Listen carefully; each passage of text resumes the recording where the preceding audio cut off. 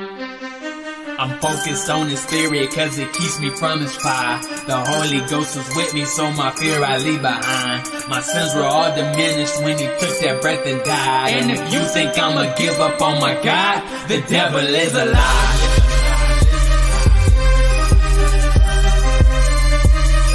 The devil is a lie.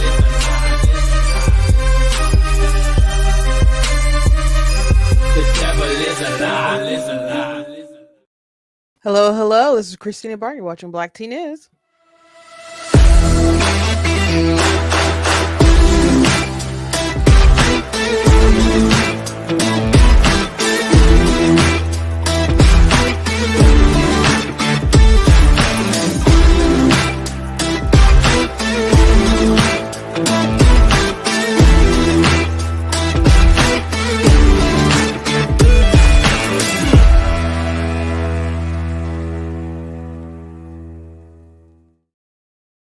Hello, hello. Welcome to Black Tea News. I'm your host, Christina Barr, and today it is election day.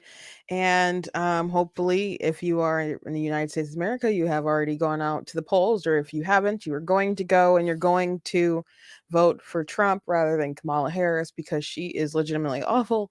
And we have talked about this, covered this, and I'm sure I will rant about it. I know some of you really like my rants. But I will say, I went to the Trump rally last night, the final one in Grand Rapids. I had to drive like 2.5 hours to get there, and then we had to wait like at least 3 hours, 3.5 hours, whatever, till he got there. And he was in high spirits. From what I heard, my sister works for the campaign and stuff. From what I'm hearing, he's in high spirits, or he was in high spirits. And they think that they're going to take this thing.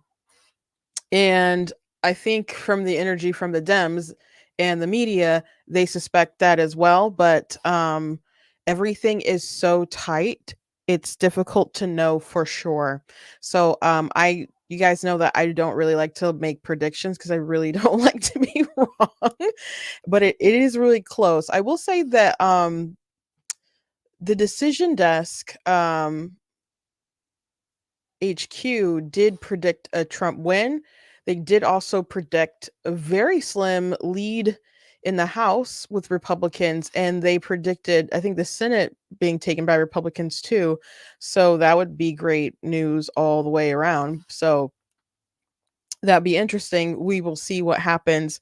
I know that people are like, oh, the men are coming out. But in some areas, like Charlie Kirk is reporting that there's good turnout in lines in some areas, and there's other areas where the numbers aren't where they want them to be. And if you're like, well, that's just Charlie Kirk. Well, Turning Point USA was, contracted out to run the election day operations. And there is a lot of absentee ballots, that have gone out from Republicans. So that's great that they were chasing AV ballots and all that stuff. But it is kind of their neck on the line, head on the chopping block right here to make sure that those, same day or the voting of day voters go out and actually vote. The big concern, though, from people is that the GOP may not have actually added a lot of people into support for Trump. Well, what they actually did was just cannibalize their the election day voting, because many people just changed their voting habits and voted early, as opposed to just finding like low propensity voters who maybe they didn't feel like going out or whatever. But, since they can mail a ballot in, they decided to opt to do that, and maybe they wouldn't have voted otherwise. But it's just maybe likely that a lot of people who maybe would have voted on election day just opted to do it via the ballot, which, in a case of my dad, I'm glad that, we already, got his ballot and stuff taken care of. In 2020, he was sick, and he had caught COVID, and it was, pretty new still at the time. Didn't have like a any kind of a jab or anything out at the time, so he was too sick to go vote that day, so he actually didn't vote in 2020. And so we make sure that we had a ballot ahead of time. So he's actually being looked after right now. He had like I don't know, a rash or something. So, keep him in your prayers because they're still trying to figure out exactly what's going on there. So his face was really puffy. So he's with the doctors right now. So just pray for him. I'm sure he's fine, but glad that we knocked that out. I haven't voted yet. I'm going to do that as soon as I get done with you guys, and I'm going to go and knock that out. And it's never takes too long at my precinct, so it'll be interesting to see if it'll be busy or not. If it's busy in my area, I would assume that most of those votes are like going to Democrats because I live in a heavy Dem area myself. So I'm one of the lone Republicans out here. So it'll be interesting, but we have high turnout in Michigan. I think high turnout. I see some people suspecting, like I saw Ben Shapiro and some other people say that they thought that Trump was going to take Michigan. I'm hearing just like mixed things. My gut instinct is Whitmer won the state by so much, and it's just hard for me to grasp that all these people who enjoy voting for crazy women wouldn't vote for another crazy woman. And no, we don't have like marijuana on the ballot or something like that, or abortion on the ballot this time around, but they have really, pushed the mail-in ballots, the same day voting, and they are having kids vote on college campuses and stuff, and they have all these voting places around and really, really, really push, and people can register to vote the same day that they actually vote. And it's kind of a different world, a different machine. So I don't know how easy or possible. I'm surprised. I'm surprised that it's been so close. I don't want to be a Debbie Downer about my state.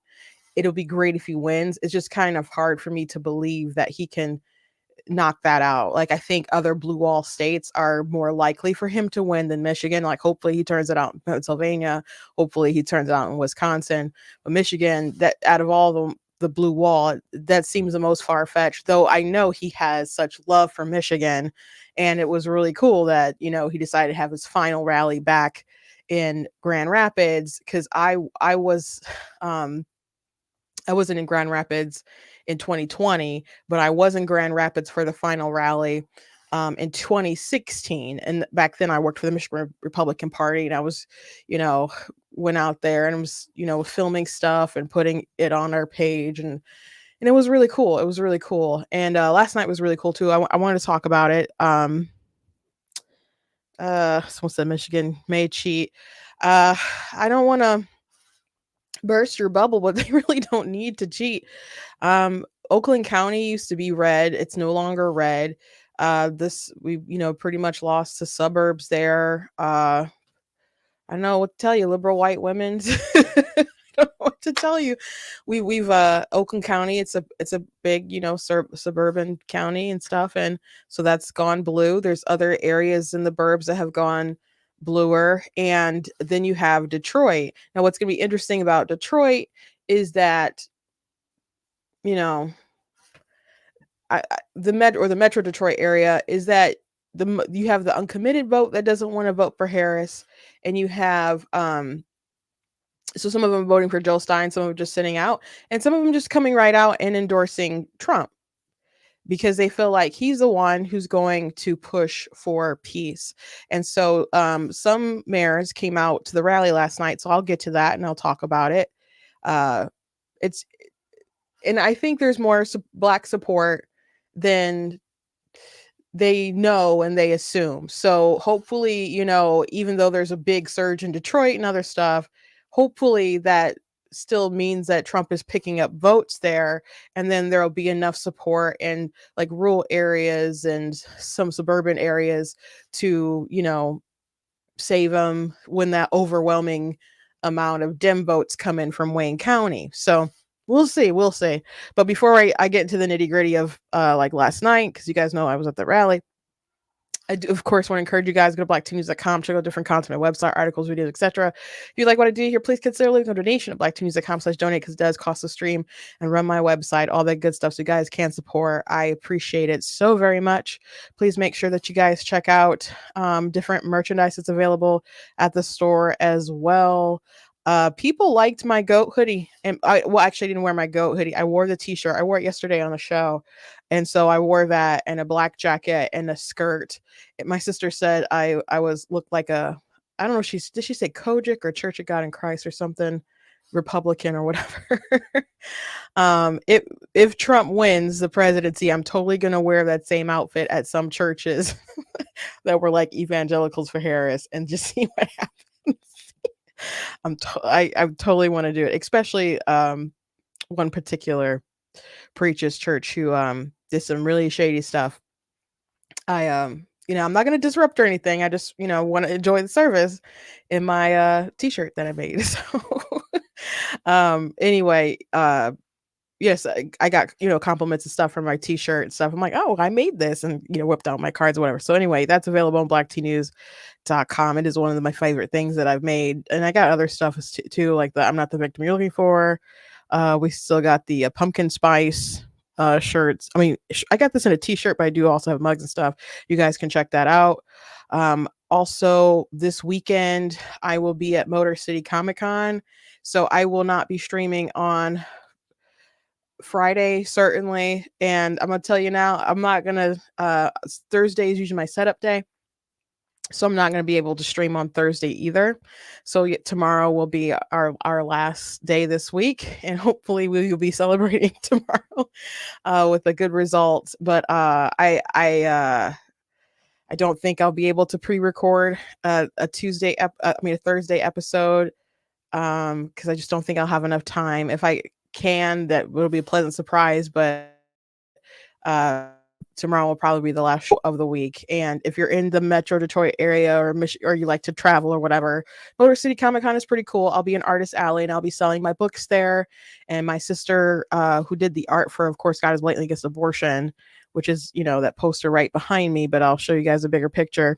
She will have a space right next to me, and she will be selling her art, a ton of like little teeny tiny paintings and stuff. But yeah, she's the one who did that painting of the hand of God reaching out to the little baby hand. So she's really talented. We usually have a lot of fun. So do you think that we will know Michigan tonight? Maybe.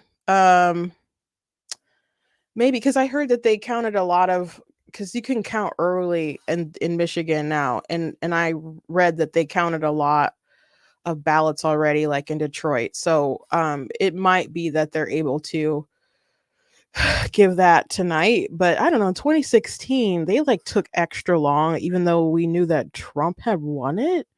There was some stuff they just kind of seemed like they wanted to wait like officially, but I don't know. I think we might know Michigan tonight. But I guess it depends how close it is. Again, it's kind of hard. It's just hard for me to believe that Trump's going to win that outright, but we'll see. I got some interesting feedback from different people last night, and I will give it to you. I will spill the tea that I got last night. So I guess that's it for my announcements. This weekend should be a lot of fun. I'll be there all 3 days at Motor City Comic Con in the Artist Alley. Check me out, find me. We'll see what kind of stock I have left afterwards. And if people want to, purchase books that are signed, I will set that up or whatever. But otherwise, you guys can check out my stuff online and purchase it from Amazon. There's links in the description that'll take you to an Amazon page with my books and stuff in there. So anyway, last night, you guys know that I went to the rally. I have had probably 3 hours of sleep. Just 3 hours, because I left pretty much when I got done with you guys.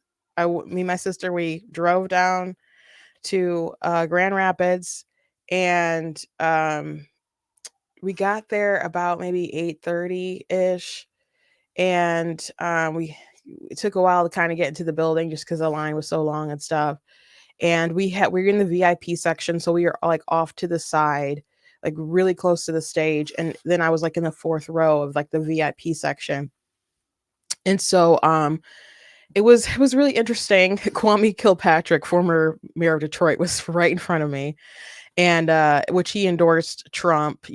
Trump had pardoned him and whatever, and he got out, and he endorsed Trump, and so he's been working with the campaign and stuff. So he actually came to my mother's wake. He actually came to my mother's wake. I wasn't there at the time when he showed up. Um, but he had my sister works for the campaign, so they've become like acquainted and stuff. So he came to my mother's wake, and but I didn't meet him until I went to an event with evangelicals, and Mike Rogers was there, and different people speaking on behalf of Trump and stuff. So that was that was like 2 days after my mom's funeral, and Kwame didn't come there on time, but he came like after it was over. So that's when I got to meet him. And it was kind of strange because, all these pictures of Kilpatrick I've seen, he was like younger and thicker too. And he lost a lot of weight and gained some muscle and stuff. So it was just bizarre. It's just we're living in such a strange world that this, beloved, mayor of Detroit who fell from grace very hard, that my dad would ream about all the time when I was a kid, is now like sitting in front of me at a Trump rally, came to my mom's wake, and is working to try to, I don't know, make America great again. It's just, we're just living in such a strange timeline.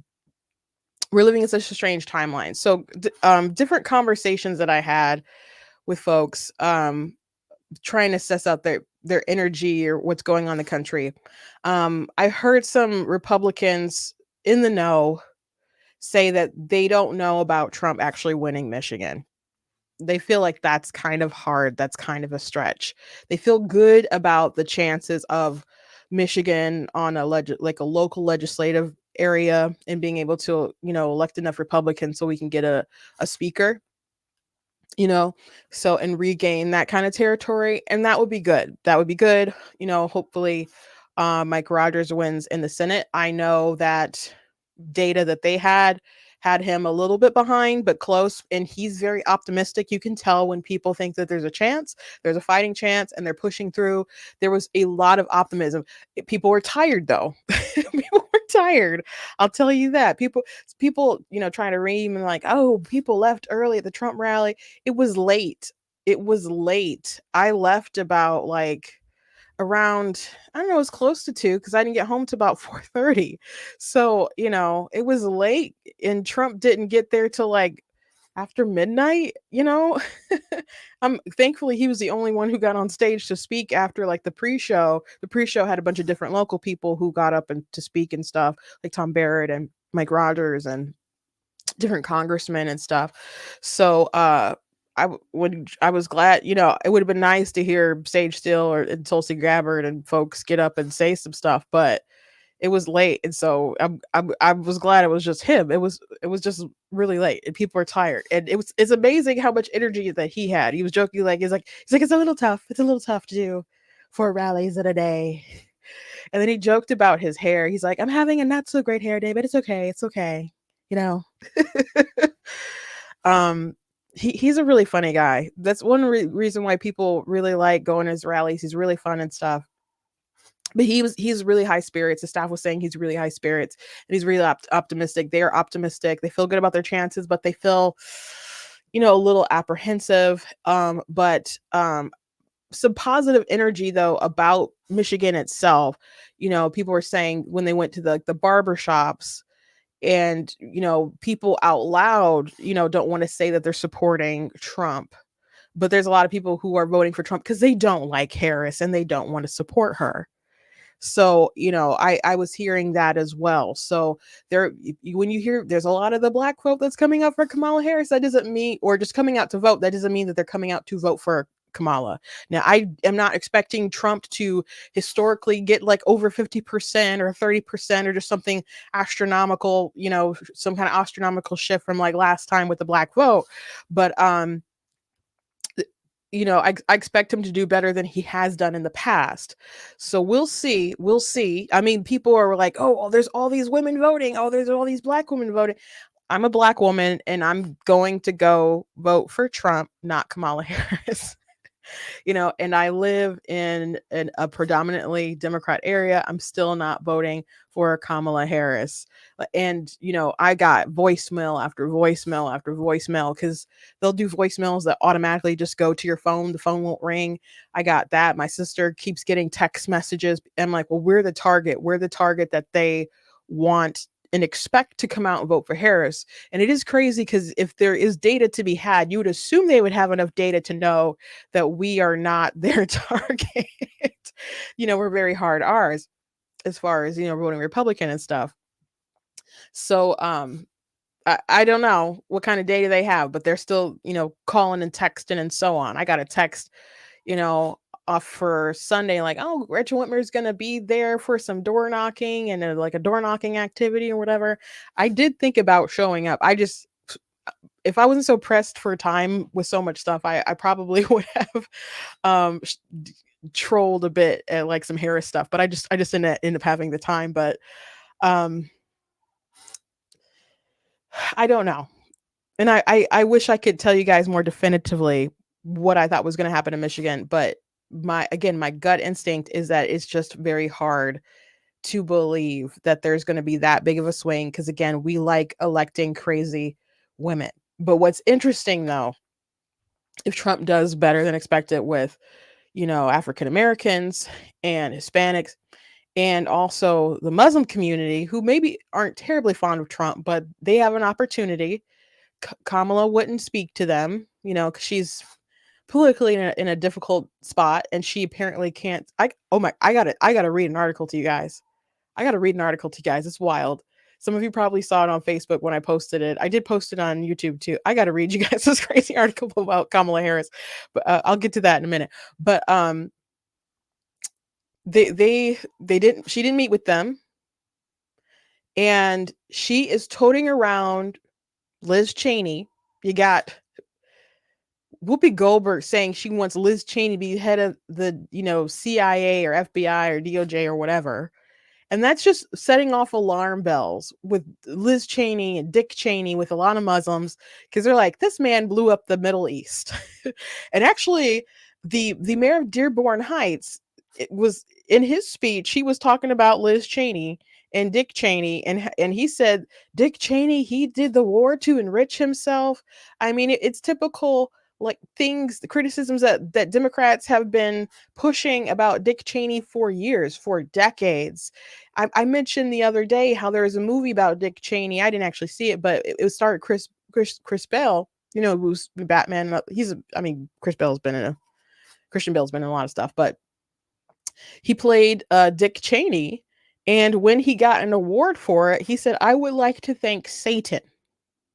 And I said, there could be a double meaning there, but he was, we assume he was talking about Dick Cheney for just being a bad person so he could do the role and win that award. And that's the kind of view that they had of these people. And now the Democrats are toting them around. And I'm sure that they made a deal with Liz. She said she would allow Republicans to work in her administration. And Liz is going around just kissing her butt. Not only is she pushing the hysteria, claiming that Trump wanted her to be assassinated or killed or whatever, which is nonsense. She's going around saying that Kamala Harris is so impressive. And that's a lie from the pit of hell. That is a lie from the pit of hell. Now, she has talked in the past about how radical Kamala Harris is, and her values haven't changed, as she said. And they keep dodging certain issues and things that she said. And Kamala isn't very bright. She's very vapid, and it doesn't have much to offer. There's no way that people would spend any time with Kamala Harris and go, I am so impressed. Not on your life. And we'll get to this particular story that I'm itching to tell you guys about Kamala Harris. So she's lying through her teeth about Kamala Harris. And it's probably because she's going to be on her team. And from what I hear, she's already talked to the transition team or whatever. So she's going to have a place. So that is alarm bells for some Muslims, for sure. And then there's people who don't like how the Biden-Harris administration has handled Israel, Gaza, and stuff. And Donald Trump is like, I don't know what Trump is telling all these people behind closed doors, because he obviously has a love for Israel, very pro-Israel, has a good relationship with Bibi. So I don't know what all he's saying behind closed doors to these people, but I know that he's saying he wants peace. And they do want peace. They don't want war. They want probably just, opportunities, economic opportunities, and for people not to die and not to have war. And so Trump is saying, I don't want war. And he didn't go out his way to start war. And Kamala Harris inspires weakness. And she got Liz Cheney and Dick Cheney like pushing for her. That's alarm bells going off. So there's all these imams that came out in support of Trump, that had met with Trump. Some of them came out in support for Trump, but the mayor of Dearborn Heights was there. And I did meet him. We talked about maybe coming on my show to talk a little bit. And the mayor of Hamtramck was also there, and he spoke as well. Now, Hamtramck has been in the news a lot, in national media attention, and I've talked about this before. I covered this extensively when this happened. Now, all the reasons I just named, with Muslims being upset with the Biden-Harris administration, that's legitimate, as far as them being upset. But they don't like all this other nonsense that the woke group is pushing. And there was a city ordinance or whatever that they put out and said that they could only fly like neutral flags or city flags or whatever, state flags, just political stuff that was related to government on city property. You can still fly your own pride flags, at home or whatever. But as far as city property, no, you can't fly a gay pride flag. You can't fly a Muslim flag. You can't fly a Christian flag. It's got to be like the state flag, the city flag, POW flag, etc., etc. The LGBT community were not happy about this. They came in, they protested. There was these two girls who made out, and like in the protests. The city council. The city council is all Muslims, Muslim mayor, and you got these lesbians making out because they can't fly a pride flag on city property.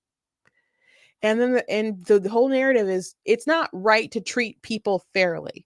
When you have neutral policies, it really messes up the people who've been marginalized, and it's not right to treat everyone fairly. And then Dana Nessel, she didn't show up that day, but she ended up coming to Hamtramck and having some kind of little rally with supporters or whatever, condemning that the city for doing that. So if you don't think that's in people's minds when they go vote, you're crazy. And on top of that, there's the crazy books that they are putting in kids' schools and libraries, and the Democrats try to protect that. I don't know why, other than them being sick. But there's one book called This Book is Gay. And there's actually a section, besides it being like vulgar and having like inappropriate stuff in there, it has a section on how to debate Muslims on homosexuality. So I'm sure they're not too fond of that. And it also has a section in there to how to instruct people to go online to meet and talk to homosexuals. And I'm like, that's pretty weird for like a book for minors. Why would you make this? It's pretty obscene. So yeah, why would they want that in schools? Why would they want that in like a kid section of the library? If people want to buy stuff online and parents buy that crap for their kids online, I that's strange, but what can you do, I guess. But having that like readily available for kids to see, that's not appropriate. So the Democrats fighting so hard and being so offended when parents are like, I don't want sexually graphic stuff in kids' schools, and you're taking it as personal attack. Something's wrong with you. So I'm sure that's playing into people's minds as well. So we'll see how the uncommitted vote goes and how many of these Muslims are going to go ahead and break for Trump. But I just caution people to not hold their breath about it. I would really like Michigan to break for them, and break that blue wall. But I think out of the blue walls, Michigan is probably the least likely to be the one that goes his way. And I hate to say that, but that's just my inclination. I would like to be hopeful, but I don't know. I don't know about that, guys. Okay. But all in all, it was a fun rally. again, people were tired. People were kind of rallied out, not because they're not fun and enjoyable, but it was late. Like I said, I've only had 3 hours of sleep. Trump, I don't know how he does it, but from my understanding, he only gets about 4 hours of sleep every night anyway. But people saying he's like is in cognitive decline. That's ridiculous. People are like, oh, he just rambles on. Yeah, he rambles on, but so do like a lot of people who talk, and he, as he describes it, he weaves, so he does come back to the point, even though he might get a little distracted. But I hear a lot of boomers and other folks talk about talk in that kind of way. It doesn't mean that they're crazy. They just like to talk, and he likes to tell stories. Something comes in his mind, he's going to talk about it, but he does, you know, reel himself back in and get to the original point that he was trying to make. So he's if you've seen him in action, if you talk to him, you know, you know that he's fine. And people trying to push like he's crazy after they tried to say that we were crazy for noticing Joe that was losing his mind, you know, these people are just absolute hypocrites. But before I move on about last night, my sister, my oldest sister, she works for the campaign, and so she got a room last night to, when she was down there, so she didn't have to drive all super late like I did. So when she went to the hotel, there were some, black girls who were working there, and they saw her badge. It said, staff, and they're like, so you were there at the Trump rally? And so she said, yeah. And so they're like, is he cool? Is Trump cool? And she's like, man, Trump is one of the funniest people that you will ever meet. She's like, I've met him a couple times at dinner and stuff, in Mar-a-Lago, and so she's like, yeah, he's really funny. He's one of the coolest people, So they were around her age, I think, but younger than her, and so they remember that era when Trump was really cool to people, when they were putting him in rap songs and everybody wanted to be around Trump and know Trump, prior to the political age when people, decided that he was some kind of Nazi. So they still remembered him being cool, being the guy everyone wanted to know and meet and talk to. And so then they started going off about Kamala, and then they started saying that she wasn't black. Like, they're trying to convince us that she's black. And I don't think they meant that in a way that, I don't know what they really meant about her not being black. I know there's people like Candace Owens and stuff talking about her genealogy and stuff not being authentic, but they start talking about how she wasn't culturally black enough for them because she doesn't kind of share. Well, she does. It's not that she kind of doesn't. She doesn't really have that experience, of growing up,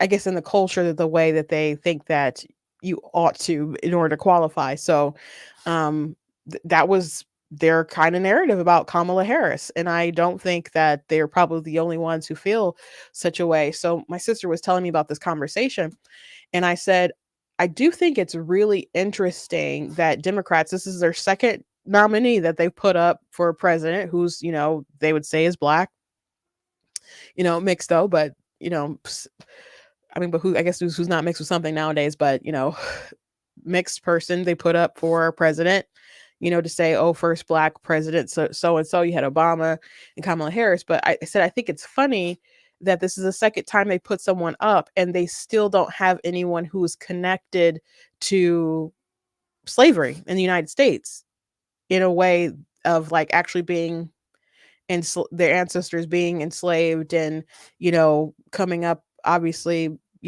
slavery was ended and stuff, but having that kind of lineage of being oppressed by the Democrats, like they don't have that in there. And so, it was just an interesting conversation. Just think about it. Cause, a lot of the folks that they'll have and put up or whatever they're like first gen or something. They don't have maybe like a long history. So I just thought it was interesting. I just thought it was interesting. I can't be the only one who kind of noticed, but then when you get somebody, like Tim Scott, who, who's got this history, they're like, that's an Uncle Tom over there. Clarence Thomas, who has a very interesting history. If you haven't had time to watch created equal. I know it's on Daily Wires. That's where I watched it, but it's a pretty interesting documentary on Clarence Thomas. I would suggest that you go watch it, because so many people just don't like him because he's a conservative on the court, but he's had such a interesting life to get to where he is today, and such an evolution of his ideology and his mentality and stuff. So I would just recommend that you guys check that out. So I just think it's fascinating. Are the Democrats going to put up someone and promote someone who actually has this legacy and ancestry, to be their nominee? I just think it's interesting, especially because it's talked about all the time.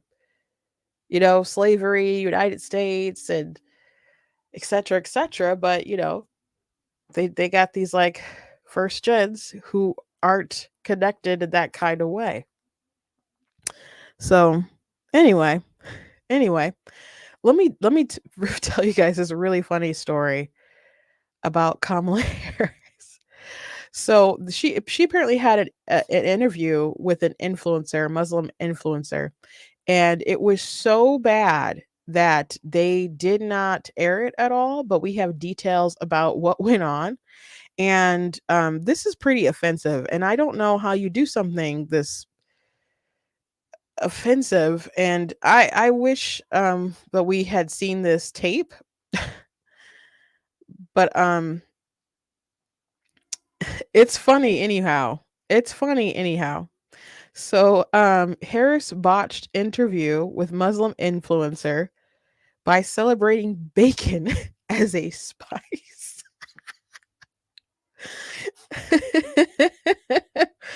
That's pretty wild, guys.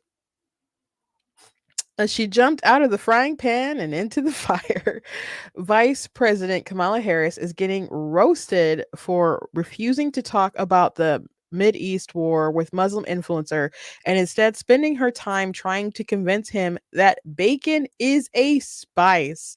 The Democratic presidential candidate, 60, chewed the fat last summer with Kareem Rama, host of a popular TikTok and Instagram show Subway Takes, although the interview never aired, the New York Times reported Monday. So I didn't realize when I first read through this that it was last year.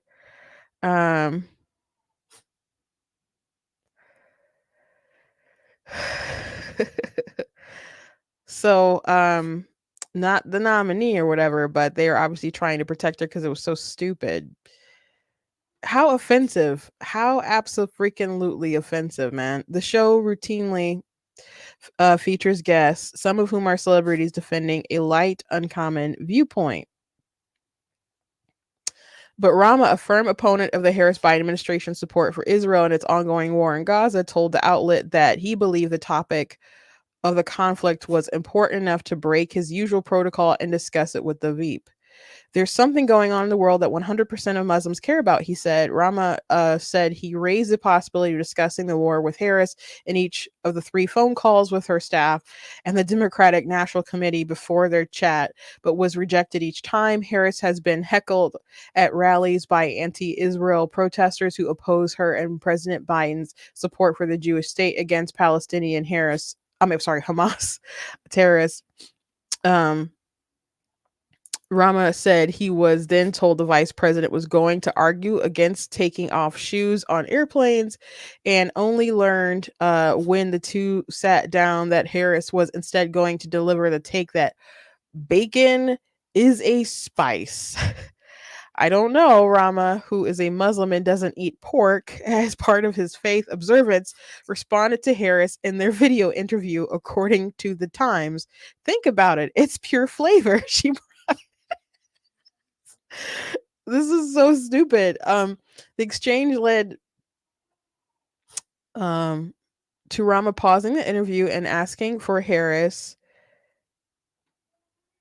to return to the topic of shoeless passengers on planes, prompting the Veep to instead talk about how she likes anchovies on pizza. Well, Rama says in an unpublished video, according to the Times, I'm 100% unsure on both of those. Rama said he was already apprehensive about an interview with such a high profile politician before it happened. Then they made it worse by talking about anchovies. Boring, he said. I never wanted to be a politics person, Rama said. The more I think about it, the more I feel like I got lucky. The Subway Takes host has more than 928,000 followers combined on TikTok and Instagram, and did release a separate interview with Harris running mate Minnesota Governor Tim Walz, who discussed how Americans are failing to maintain their homes gutters. Two senior Harris campaign officials told the Times that Rama had been forewarned that the discussion would touch on pork. Why? Why? Why? The influencer and his manager told the outlet they received no such warning. Kamala booked a spot with a Muslim influencer, and after declining to discuss the Gaza war, she ambushed him with a homage to bacon. Writer and filmmaker Leighton Woodhouse said on X, "This is the worst retail politician in living memory." Woodhouse said, "She's like a parody of the parody of Selena Meyer." Which, by the way, I've never seen that show, but apparently the creator thinks that characters, they're really offended that she gets compared to Selena Meyer when she's I've seen clips of it, and Kamala Harris is just so empty-headed. Like, again, Liz Cheney claiming that Kamala is impressive is insane. It's a blatant lie. It's just not true. And I know people can have different opinions, but Liz Cheney has been around some impressive people, whether you like them or not. Like, her dad is very impressive. You can like him or not. You can hate him. You could think he's the devil, like Christian Bale, but pretty impressive guy. Okay. Pretty impressive guy. It's funny when people are like, what does a vice president even do? Like, nobody even does anything under the vice president. I'm like, okay, well, I lived, and I'm old enough to remember Bush, and I'm old enough to remember Dick Cheney. Like, what do you mean vice presidents don't do anything? People were pretty sure that he was the real president. He's the shadow Hokage, her saying that she finds Kamala impressive is just a lie. And I understand she's like a campaign surrogate and she's, pushing the stuff out, but don't insult my intelligence. I don't appreciate it. Not in the least bit, but they have to go with that. They have to go with, certain narratives. Andrea Mitchell posed the question. She's like, are people just not, supporting Kamala Harris because she's a woman? So I'll show that clip very quickly. And this is such a dumb talking point. It's just her. People don't like her because they don't like Kamala Harris. Let's talk about gender writ broadly, though. There certainly has historically been, and is there against her case for election, which will rely heavily on women, and the fact that there are more women voters in the United States than men, is that running into headwinds because there are a lot of men who just simply, black and white, men who just simply don't trust a woman to be, chief executive, commander in chief. They just don't want to vote for a woman. Let's talk. Now, we've had this conversation many times on this program, because this is a running thing. Like, Obama, other folk lecturing black men, especially black men, but people have been lecturing just men in general about sexism or whatever, trying to say like that's the reason. No, we don't like Kamala Harris. There's a long list of reasons why we don't like Kamala Harris. I made a video, 50 reasons not to vote for Kamala Harris. If you haven't seen it, I recommend you go check it out. But it was not hard to make that list. The only thing hard about the list that I made were all the reasons that got left on the cutting room floor, because I was trying to squeeze them all in 7 minutes. I had way more than 50 freaking reasons to list. And I mean substantive reasons, not like dumb, like some other people tried to mock it and list reasons, like 50 reasons why they didn't like Trump. And they didn't even get to 50. They didn't even get to 20. and most of them were dumb, and some of the stuff wasn't even true, and like some of it was just opinion. I'm like, these are, I had things that policies she tried to implement, things that she did implement, things that she wants to implement, receipts of things that she said, not he said, she said, accusations, like a lot of people have he said, she said accusations about Trump and different hoaxes or whatever. But no, I had her, she said this, she did this in the video, very substantive stuff. I don't like her, and I haven't liked her. When I went to that Mike Rogers Trump thing, it was my sister's event actually, but that she put on, and again, it was like 2 days after my mom's funeral, and I still kind of wasn't. I'm still really upset about different takes that Trump had, and so I really hadn't been going to like political stuff. But my sister asked me, and it kind of felt like a sister asking you kind of thing, and not just for like a Trump thing. So considering all that we had been through as of late, I was like, yeah, I will go. And then there was like some crazy stuff that the local Democrats and the media did. They were just inappropriate. I don't want to go through the story right now because it's a long story, but I did a video on it and talked about it at the time. But basically she had made an error and they pounced on it, and then they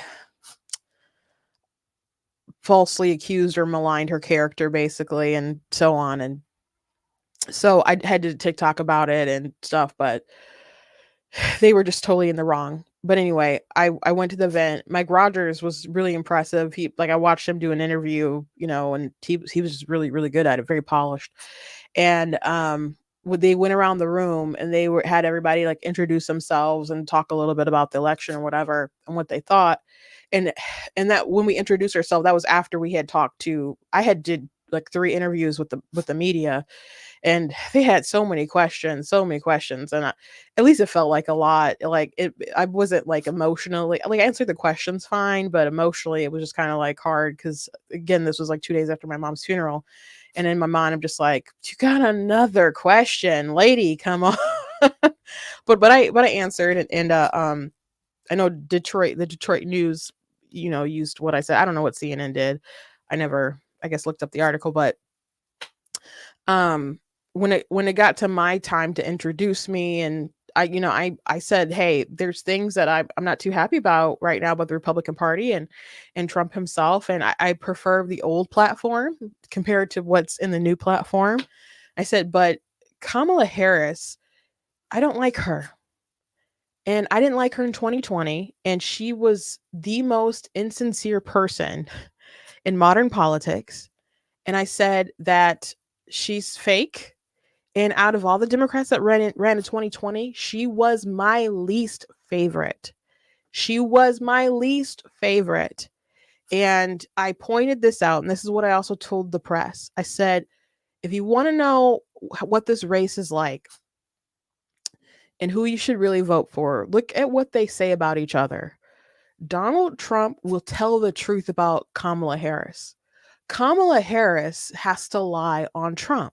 Now, she doesn't have to, but that's what she's chosen to do. There's like legitimate reasons to not like Trump, but she doesn't talk about Agenda 47. She doesn't talk about the Republican platform. She talks about Project 2027, and that's not his agenda. And not only is it not his agenda, they lie about things that are in Project 2025. Like they say Trump wants to do a pregnancy registry because it's in Project 2025. That's not even in Project 2025. So they're not even being honest about what's actually in the document. The 900 plus page document that I'm positive she didn't read, and I know Trump didn't read it, and I read some of it, but I didn't want to read a lot of it because I'm like, this is a big waste of time because it's nothing to do with Trump's agenda. There's things in there that people complain about that I wish was actually true, but all she does is lie. Elon Musk was on Joe Rogan's podcast the other day, and I do want to acknowledge the super chat, and I did see it, so just give me 1 second as I'm on my little rant, but Elon Musk and Joe Rogan, they just start talking about the different hoaxes and the dishonesty of the Democrats. Like Obama mentioned the Very Fine People hoax. Obama knows it's a lie. They don't care. They don't care about what kind of damage it does to Trump. They don't care about what kind of damage it does to his supporters. They don't care about what kind of damage it does to the country. They just want to win. But you don't win at any cost if it's going to break the country in freaking half. What kind of leader does that? When my sister was running for chair of the Michigan Republican Party and I like managed her campaign and stuff, there were ways that we could have really gone about taking out the person that she was running against. And I was thinking about doing a 50 reasons video and pointing out some things that she did. But if I pointed out some stuff that she did, it would have also shined a negative light on some other Republicans and stuff too. And you could say all is fair in love and war, but my sister was running for chair of the party. So, and I'm not talking about anything illegal. I'm just talking about different votes and stuff that Republicans in general would have not cared about. I mean, that would have been upset about, that were like not fiscally responsible and other stuff like that. So stuff that she did, other Republicans would have did, and drawing attention to that would have just, caused some disunity. And it's good to point those things out. But if you're running for a chair, your job is to get Republicans elected and raise money and stuff. So it wasn't our intention to burn the house down just to achieve victory when we wanted what was best for the party in the end. That was the objective. These people run as if it's totally fine if there's only rubble to rule from. That's how they run these elections. And it's insane. It's absolutely insane. So I was so glad that Elon and Joe Rogan called that out. It was a super sticker from KT Rainbow. Thank you so much for that. I very much appreciate it. Thank you so much for your support. They just lie about so much and they don't care. So if Donald Trump was so bad, and I repeated this over and over again, I said, if Donald Trump was so bad, why do you have to keep lying about him? Why do you have to keep talking smack about him, about things that aren't even true? Why are you focusing so much on a policy that's not even his, that no one has read? And I'm sure that's the beauty of it. It's so long that you can just pretend that so much is in there, or you can, take stuff out of context, and nobody's going to really do their due diligence and really go through it to prove you wrong. Cause that's a big investment of time that a lot of people didn't want to go through, of course, like CNN's fact checker, did or whatever. I wasn't invested enough to read through the whole thing. I know some of my followers or whatever was like, yeah, I read through it. It actually wasn't that bad. I'm sure there's things in it that I probably wouldn't like. For the most part, I would assume I probably would like a lot of stuff in there. When I read, some of it, I was like, yeah, I agree with this. Oh, that makes sense.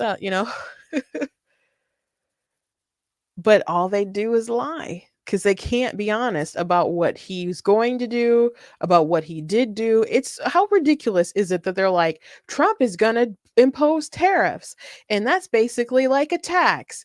And he just goes, if the tariffs are so bad, why did your administration keep them and then make more?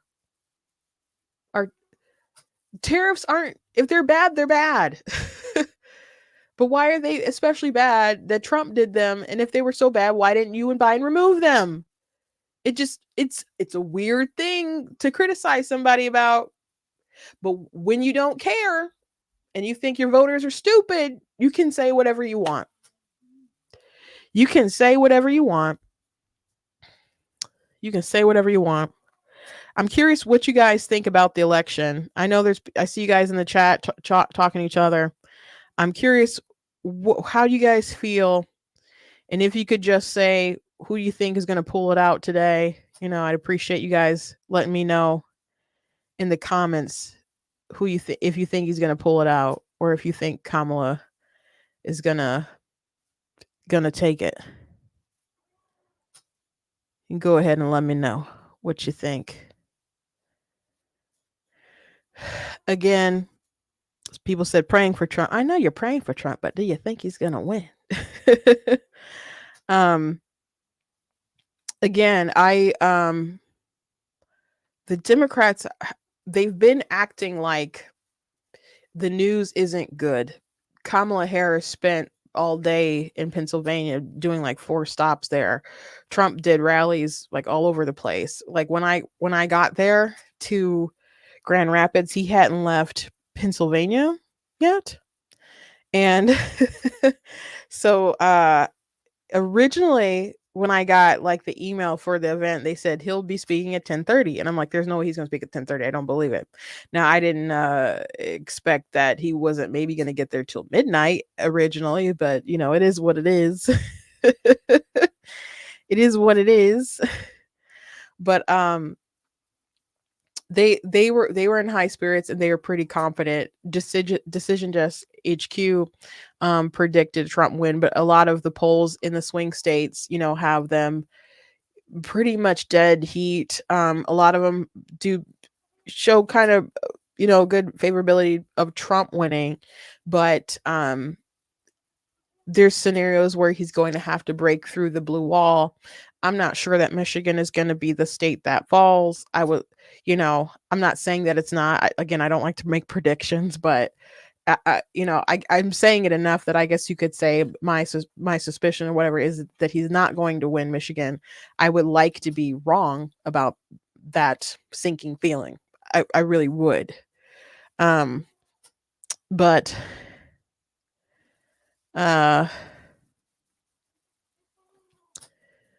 I don't know. I'm seeing a lot of data about Republicans that they really, really did go crazy as far as breaking their records with early voting and putting up a lead. And of course Democrats would have all these ballots that would come in from early voting and stuff. And there was the Trump mirage. They talked about like Trump is leading, and then they count all these ballots and the AV ballots, and that lead starts shrinking and it's disappearing and stuff. But the Republicans, they were the ones who really went out and registered more voters. They're the ones who did the early voting, and they were in the lead and stuff. So now the Democrats are trying to play catch up with their early ballots and then election day. But the issue is that Republicans are cannibalizing or have cannibalized their election day turnout. It's not that there's so many more people voting like never before. It's just that people have shifted how they voted. So they banked in their vote, voted early and so on. Good for everybody. But there's going to be not the crazy turnout on election day because people already turn in their ballot. Now I'm seeing lines and people are reporting different lines and in Pennsylvania and so on, different places. But Charlie Kirk, again, Turning Point USA, is in charge of operations on the ground. And so I've seen them say that there's areas where they're not where they want to be. So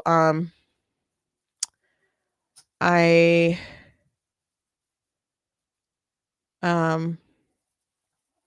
don't know. But everybody's reading the tea leaves, and everybody's takes seems a little crazy. So I don't know how much we can guess as far as what's coming out, and we may just have to wait as stuff starts trickling in. And I would like to think, my suspicion is kind of that we won't have to wait for days. I would like that to be the case. And I know that when people say we have to wait for days for results to come in, people get really nervous about the quality of the vote and the quality of the results. And even if nothing nefarious goes on, like legitimately nothing nefarious goes on, it's still not good for our system, because it breeds suspicion. And we, win or lose, people need to have faith in the result, that it was fair. And the more time it takes for these votes, people start to lose that kind of faith. And it should be going quicker than it is. I think that all of this early voting, I don't like it. For multiple reasons, I don't like it. I think well, one, there's so much information that you could learn prior to election day. Um, in the last presidential, cycle, when it was 2020, people had voted before there was even the third debate. That's very strange, the added expenses of it being so, long. If you're like a small campaign, you could really get lost in the weeds trying to keep up with, all these early voting days and stuff. It just makes things a lot more expensive, so you're kind of, in my opinion, pricing out maybe some really good candidates that pull stuff together and maybe could win on like a normal election day circumstance, but you got to be like campaigning and pushing election day operations for weeks, weeks out. So, um, and then I guess there's a concern for any kind of shenanigans that could happen the longer you have the elections. Now, if everything was just on a day, you could say, well, the lines will be too crazy. Well, I guess not if you had enough polling precincts and stuff. You just have to make a bigger operation. But I don't know. I don't know. There's things that we did in Michigan that weren't good. They wanted to make it easier for people to vote, but it also made it easier for people to cheat. There was the Chinese student from U of M in Ann Arbor who was able to register to vote. He's not a citizen. He was able to register to vote on the same day that he voted, and he casted a ballot. And they didn't catch him. He like wanted to get his ballot back or something like that. And I guess that's how they ended up getting him. But they can't take out his ballot. They don't know how to do it because of the different privacy laws or whatever that they have. So his vote is going to count just as much as mine when I go cast my ballot. And that is not appropriate. And that is incompetence, and it breeds suspicion of our entire process. And unfortunately, you might ask, like, how, like, people vote, registering to vote and voting on the same day? That's crazy. Like, how did all this stuff happen that he got to this point that he could do this? We unfortunately enshrined a lot of things into our Constitution over the past couple of years that made this idiocy possible, and it's not easy to undo. Now, I think people will probably use that and fuel some kind of effort to undo a lot of this election stuff. We'll see if that's successful, because it costs a lot of money to be able to push out some kind of ballot initiative, and it's not easy to undo something that's been changed in the Constitution. So if you still have yet to vote and you are going to be making a vote that is going to change your Constitution, like in Florida, for example, I advise you to be very careful before you do anything like that, because it's very hard to undo. If you're in Florida, I advise you to vote against weed anyway, and also vote against expanding abortion access and stuff. Florida already has exceptions for life of the mother, bodily injury, trafficking, rape, incest, fetal anomaly. It already has so many exceptions. All it says is, though, the only compromise that the pro-choice people have to make is that once there's a heartbeat, you should protect that child. And I know people say, well, that's not enough time. The question is, well, not enough time to do what? To kill the child. Okay. I don't think you should have more time to decide to be able to do that. And you got to make a pretty good case of why you should be able to do that. Because every time we have a conversation about abortion, we are talking about taking the life of a human child. So I don't think you should have more time to be able to do that. It covers all these different things that are outside of your control, and you should not just be unaliving children as some kind of backup birth control. Like, life is hard, but you don't get to pull an escape hatch that ends with somebody's corpse. That's not how we handle things outside of pregnancy. And it's certainly not how she would handle pregnancy. So I would advise you to vote against those amendments. And Lord knows I don't like marijuana, and I don't like how the smell is just like everywhere nowadays. So I would just recommend that that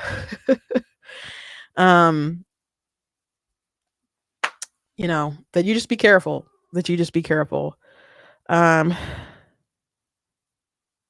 Anyway,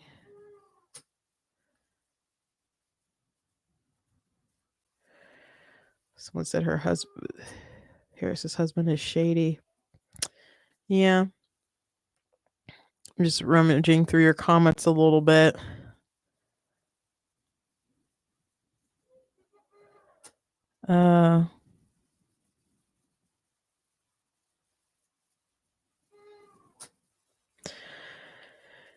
Yeah, it seems like, I don't know.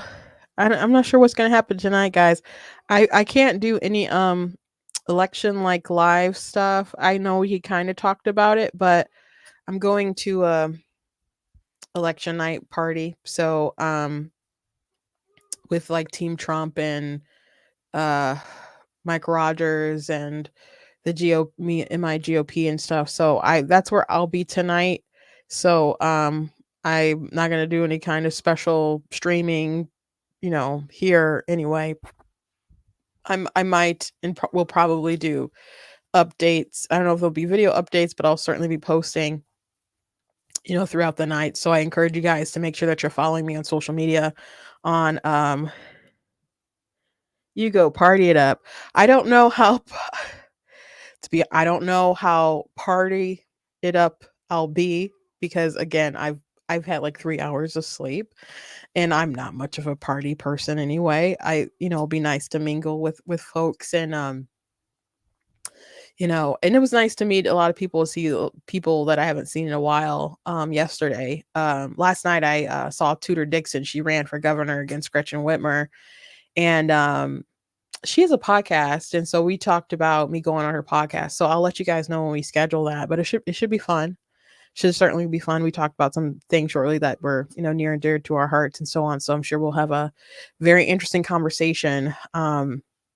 Which I thought was funny because I just got done with Kevin Rinke on a podcast or whatever. So he was second in the primary against Tudor Dixon. So maybe I'll go on Garrett Saldano's podcast next. Who knows? But yeah, it was a fun night for sure. I'm just a little tired. I'm not as tired as I would suspect I would be, but I'm probably gonna have to buy another iced coffee, which I'm not too fond of coffee myself. But I can deal with like a Starbucks iced coffee if it'll help me stay awake. But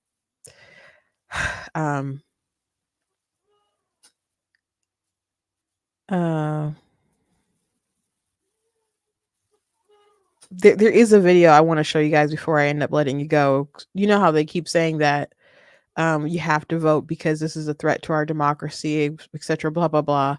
Someone used AI in a montage and they just replaced democracy with bureaucracy, and they're like, oh, it all begins to make sense when you look at it this way. So I think that's the wrong screen. And I think this kind of sums it up. If the Democrats fail, it might be the end of American bureaucracy. Our bureaucracy really is in fundamental peril. The foundations of American bureaucracy under attack. They want to destroy our bureaucracy. We are a bureaucracy in danger. We're watching an election where people are on the ballot openly advocating the end of bureaucracy. That's what Republicans are doing, attacking bureaucracy, attempting to destroy bureaucracy, and they're doing it with glee. This is the end of bureaucracy in America. When will America stop sleepwalking towards the end of bureaucracy? Right. It's Democrats versus, as Bill Kristol says, the end of bureaucracy. We are essentially, as Neil put it, one vote away from sort of the end of bureaucracy as we know it. I think our bureaucracy and the stability of that bureaucracy is really the thing on the ballot and really so important. That's pretty funny to me, because I think the main thing that they are kind of pushing and really fighting for is to protect their bureaucracy. And I think that's Trump, the fact that Trump has been bucking against the system and wanting to cut regulation and, and is talking with Elon about really trimming the fat. That is terrifying to people. As a matter of fact, when Elon was talking about that, I'm like, I was concerned about his life. And Elon ended up making a joke later about like, oh, you trying to get me assassinated or something. Like, it's interesting that he said that, because that was my first instinct when he was talking about really going in and getting rid of like decreasing the size of government and getting rid of a lot of jobs and stuff, and bloat and so on, and tighten stuff up. People who get to live off the fat of our labor and stuff, because they confiscate people's money. The government doesn't generate it, and you start talking about messing that up, people aren't just going to take that line down. Now, it'll be interesting to see what he can even do, because there's only so much that Trump can do with the power of his pen. And, it's Congress who holds the purse strings and stuff. So I don't know how much Elon can actually accomplish without Congress playing ball. And we'd have to see if Trump can win, if they're even going to be able to get Congress to agree to help along with those kind of cuts. But Elon is Elon put a lot on the line in for this election. I don't know if it'll end up paying off, but the government was going after him anyway, and like they're go I don't know how many people know this. I've mentioned it before, but the government is going after Elon for not hiring enough like refugees and stuff for SpaceX. But SpaceX handles a lot of like contracts and stuff with their technology that they can't just hire people that don't pass a certain security check, and they have to be citizens, for them to really hire. So he's like, damned if you do, damned if you don't. And they go after him, and so people have been advocating going after him more and canceling contracts and all kinds of different stuff. And Rachel Maddow went onto a crazy rant about going after Elon, and so it won't stop. And there's been boycotts against X because Elon was able to buy Twitter for a significant amount of money. It was overpriced or whatever, but he did it to save democracy or free speech and stuff. And I'm so glad that he did. And Joe Rogan, who did endorse Donald Trump last night, by the way, he ended up thanking Elon for going out and buying Twitter, because there's a lot of information that folks would not know if he had not have done that. I think this election would be so much different if Elon hadn't bought Twitter. And I think Elon stepping up and changing things and open the door for other people to change things. I was very surprised that when the New York Times and the Washington Post started to make hit pieces on conservative media trying to say that they're pushing misinformation and that they're able to push it on YouTube and stuff, YouTube was basically like, okay, we checked all these things that Media Matters talked about and none of them violate our policies. And good on YouTube that they didn't cave to that. But I don't know if YouTube would have had that sort of gumption a couple of years ago. So I think there is a shift. But if Trump doesn't win tonight and the bureaucratic woke state of Kamala Harris gets to take over, I expect it'll be bad for a lot of people. So I'm not going to say it's like going to be the end of our democracy, which we're not a democracy, but there's some hyperbolic language that the left and the right uses. But she can do irreparable damage to the country. I'm not going to lie. And they're willing to do damage in order to advance their agenda and to obtain power. And I would really like her to be stopped. She's my least favorite in 2020, and I don't want her to win. So I hope we got good news tomorrow when I talk to you all. And I really hope we're not waiting for days or weeks to really know the result. And I'd like to think that that's not going to be the case. But I wrote a post last night. I was trying to get it out as an article, and maybe I will still post it for because I have about ready to go. I just haven't hit publish yet. But about, as a Christian, why I believe that you should vote against Harris and go ahead and vote for Trump. And I've had a lot of criticism about Trump and where he stands on like life, for example, right now, and other stuff.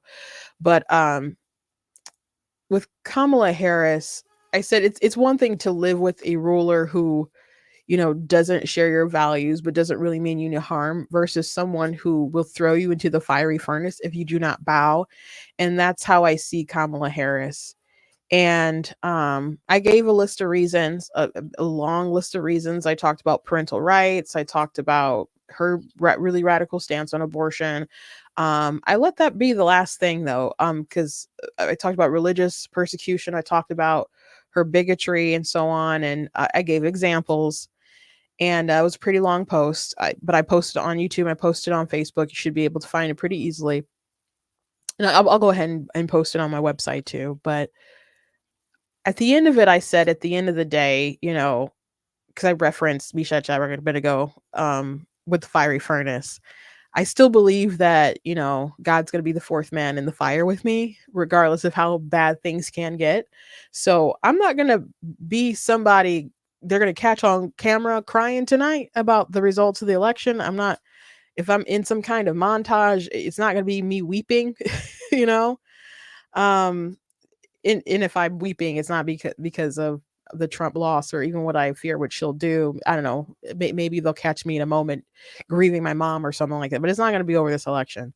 Because at the end of the day, I have to believe that, it's all still in the Lord's hands. And, if I'm supposed to prosper, or whatever, I believe that God will preserve and, and so on. But, it doesn't mean that things will be easy though in the country and, that things won't get worse. And, but I just still encourage people to just know it's not the end of the world.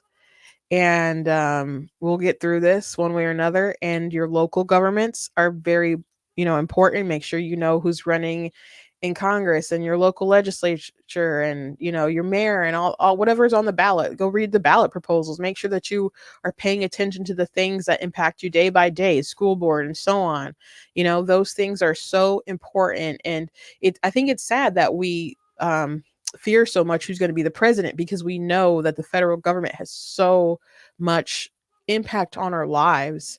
And it shouldn't be that way. I think, you definitely want a competent leader for foreign policy and other things like that, which Kamala Harris is not that person. She's definitely not that person. And we have reason to be concerned about that. But people's focus is so on this one thing or these two people, when there's a broader perspective we need to be paying attention to, including on a community level as well. Like I was talking about the abortion issue with my older sister, and she said, but you know what, one reason why we're losing here is because we're losing in the church. I mean, there's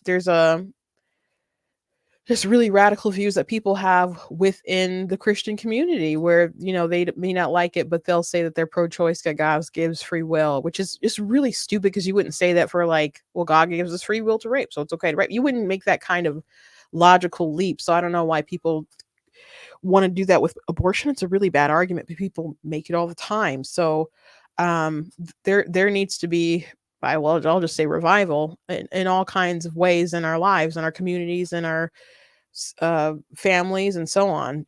So if we start that change personally around us, we suspect that it will end up expanding out and changing the country as a whole. But we have to take the responsibility and do the first step ourselves.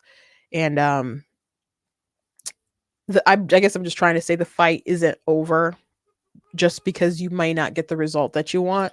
And I'm not trying to sing a swan song. I'm just trying to give people perspective, in case they get some news that they don't like. Cause I had to, give some people perspective in 2020. Right. And things have been hard for people, but still not the end of the world. And there was another election and there will be another election. I don't know how many, how the demographics might change after they give amnesty to a bunch of people, but hey, you one way or another, you have to keep up the good fight and adjust and try to win next time. So anyway, that is all I believe I'm going to say for today, because I am going to go vote and I'm going to go cast my ballot for Donald Trump. So we'll see what happens. Again, you will not see me crying or anything like that. But I do hope he wins. I mostly hope that she loses though, because again, there's nothing good about Kamala Harris. Just nothing good about her at all. Her record is trash. Her policies are trash. And she's not a great person herself. So anyway, thank you guys for joining me today. Please go to blacktnews.com. Check out different content on the website, different articles, videos, etc. Make sure that you are following, by the way, especially if you're on YouTube, because I know people have been like unsubscribed or whatever. Make sure that you are subscribed, and make sure that you hit the notification bells and so on. I posted one video and people are like, oh, I'm so glad you're posting. I'm like, I post all the time. YouTube is just not letting you see the content for some reason, but I post all the time. And not just the lives, I will post shorts and other stuff. So YouTube is not showing the content I promise you that I am posting, but some people subscribe. I don't know why you have to subscribe and hit the notification bells, but make sure that you are doing both those things, and hopefully they will show my stuff to you guys. I saw somebody in the comments the other day on a video was like, YouTube is suppressing this. I'm sure they are. I don't know what to do on my end. I don't have, a YouTube rep or something like that. So if anybody knows one that can help me out in that regard, I'd appreciate it. But, we have to find a way to kind of get around it ourselves. So keep pushing, keep liking, keep commenting, and,